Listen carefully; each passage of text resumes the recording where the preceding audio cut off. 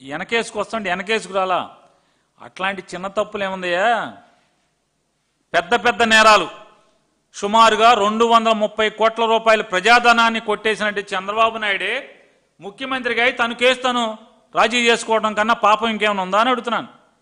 జగన్మోహన్ రెడ్డి గారు ఆ కాంటెక్స్ట్లో చెప్పారు, ఈ రాష్ట్రానికి ముఖ్యమంత్రిగా ఉన్నాడు, జనం సొమ్ము 230 కోట్ల రూపాయలు కొట్టేశాడని చెప్పి కేసు అయ్యి జైలుకి వెళ్ళి బెయిల్ మీద బయటకు వచ్చి మళ్ళీ ముఖ్యమంత్రి అయ్యి అదే ముఖ్యమంత్రి పోలీసుల్ని ఉద్యోగస్తుల్ని బెదిరించి ఆ కేసుని క్లోజ్ చేసుకోవడం కంటే కూడా అది పెద్ద నేరమేం కాదయ్యా, పరకామణిలో ఆ పూజారి గారు చేసింది అని చెప్పాడు, పంతులు గారు చేసిందని.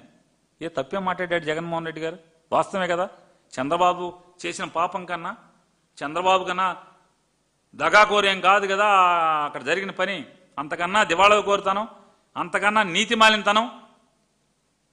ప్రజలు ఓట్లేసింది నీ కేసులు మూయించుకుంటాక 230 కోట్లు నువ్వు కేసులో వాదించుకుని తీర్పు ద్వారా నువ్వు ఎందుకు రాలేకపోతున్నావు?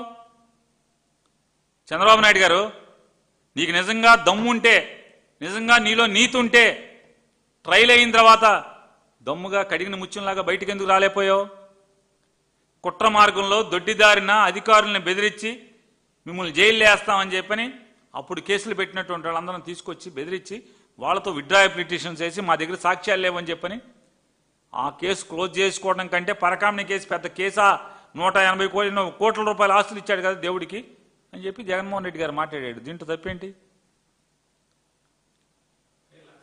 ఎవరిది నీతి, ఎవరిది నీతి బాహ్యం, ఎవరిది నీతి లేనితనం అని అడుగుతున్నాను నేను.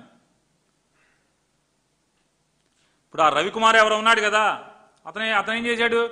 100-150 కోట్లు ఆస్తి దేవుడికి ఇచ్చి నన్ను మన్నించండి అయ్యా అని చెప్పి అడిగాడు. నువ్వేం చేశావు? 230 కోట్లు కొట్టేశావు జనం సొమ్ము. ఆ కొట్టేసిన సొమ్ము కేసు కడితే ఆ కేసు మూయించుకున్నావు. ఇవాళ ఏది తప్పు అన్న? పరకామణి పెద్ద నేరమా? చంద్రబాబు మూయించుకున్న నేరం స్కిల్ డెవలప్మెంట్ పెద్ద నేరమా? లిక్కర్ది పెద్ద నేరమా? పరకామణిది పెద్ద నేరమా? ఎవరిది పెద్ద నేరం? సిగ్గు కూడా పడతలేదు నారా చంద్రబాబు నాయుడు గారు.